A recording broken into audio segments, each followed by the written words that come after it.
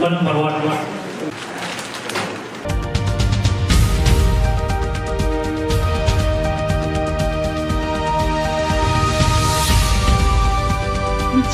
বলখালি সমগ্র বলখালি জুড়ে।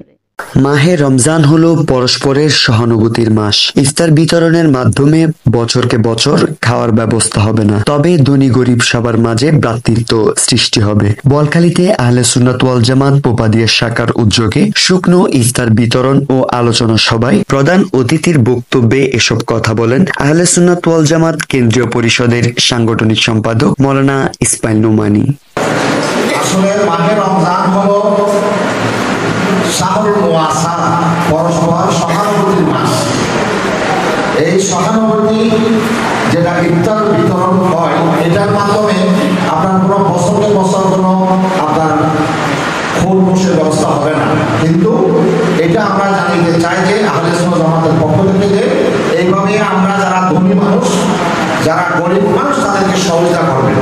সহযোগিতার হাত প্রসারিত হলে সমাজের মধ্যে প্রকৃত অর্থে কোনো গরিব থাকতে পারে না।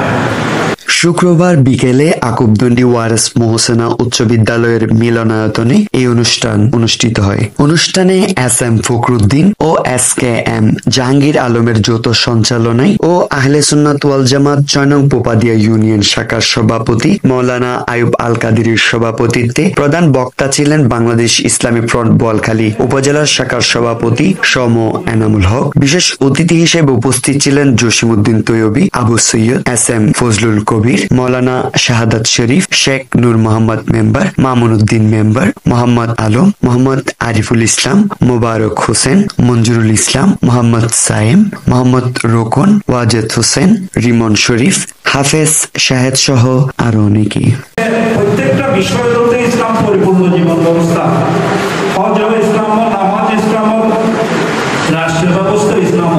হ্যাঁ, এই রাষ্ট্রীয় ব্যবস্থা ইসলাম পরিবারে যারা আমার কাছে দাওয়াত দেয়, ইতারার দাওয়াত আমরা কবুল করিবার চেষ্টা করিবেন।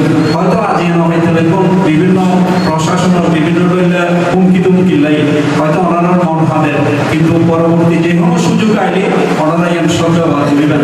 এই একটা আয়াত আছে, ইহদিনাস সিরাতাল মুস্তাকিম সিরাতাল লাযিনা আন'আমতা আলাইহিম। এই আয়াত দেখে কোন আয়াত তেলাওয়াত আছে, অন্য আয়াত নসে কোরআন আছে। সব কথা মুরিদ আহলে সুন্নাত ওয়াল জামাত, সব কথা মুরিদ আহলে সুন্নাত ওয়াল জামাত। আলা নবী করিম রূপরাই মুহাম্মদ ওয়া আলিহি ওয়া সাহবিহি আজমাইন।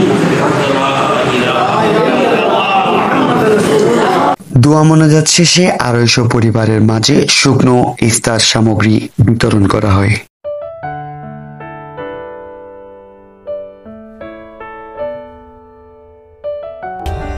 For more updates, subscribe to our channel, click the show links and enjoy watching the video.